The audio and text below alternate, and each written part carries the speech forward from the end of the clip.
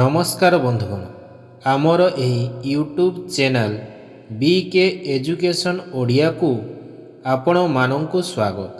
आपण माने जानिथिबे प्रत्येक विद्यालय को जादू पेड़ी नामक गोटे बाक्स मिली अछि।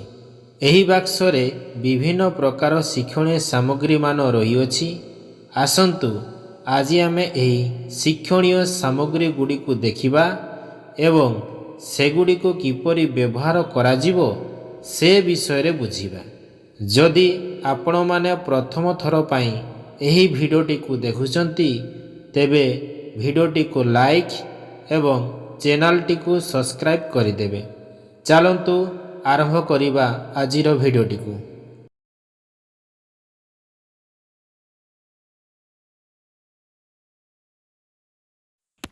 19 प्राक संख्या धारणा कार्ड 5 सेट प्रत्येक सेट्रे 5 प्रकार कार्ड अच्छी। शिक्षण कार्य व्यक्तिगत छोट दल बा बड़ दल रे करा जाई पारे। उद्देश्य वस्तु चिन्हट और नामकरण माध्यम रे क्रम आधार रे निम्नलिखित प्राक गाणितिक धारणा को विकास करिबा। क बड़ सान, ख मोटा पतला, ग लंबा छोट, घ ऊपर तल, व आग पछ। व्यवहार करिबार प्रणाली प्रत्येक प्राक गाणितिक धारणा पाई क्रमानुसार 5टी कार्ड प्रदान करा जाए।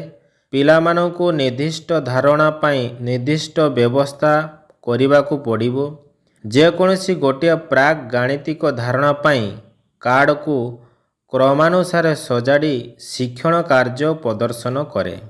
उदाहरण स्वरूप सबुठारु बड़ हाथी रु छोट हाथी पर्यंत सजाइबा। तापरे कार्ड गुडी को विस्तार करिवे कौनसी गोटे प्राक गाणितिक धारणा एवं पिला को बामरु डाहाण को कार्ड गुडी को क्रमानुसार सजाड़िबा को कहिबे। जदि पिलाटी 3टी स्तर पर्यंत क्रमानुसार करि पारिबो तेबे धीरे धीरे कार्ड संख्या 5 को वृद्धि करा जिवो। सेहीपरि अन्य प्राक गाणितिक धारणा कार्ड पाई एही शिक्षण कार्य को जारी रखिबे। पिलामानंकु प्रथमे चित्रटी चिन्हिबा को कुहंतु एवं तापरे क्रमानुसार सजाड़िबा को कुहंतु। भिन्नता स्थूल वस्तु एवं खेल सामग्री सहित एपरि अनेक क्रमिक शिक्षण कार्य कराइबे। जेपरिकी सबुठारु बड़ पात्ररु छोट पात्र को सजाड़िबा, सबुठारु बड़ बोतल ठिपीरु छोट बोतल ठिपी, सबुठारु मोटा पुस्तकरु पतला पुस्तक, लंबा पेंसिलरु छोट पेंसिल इत्यादि।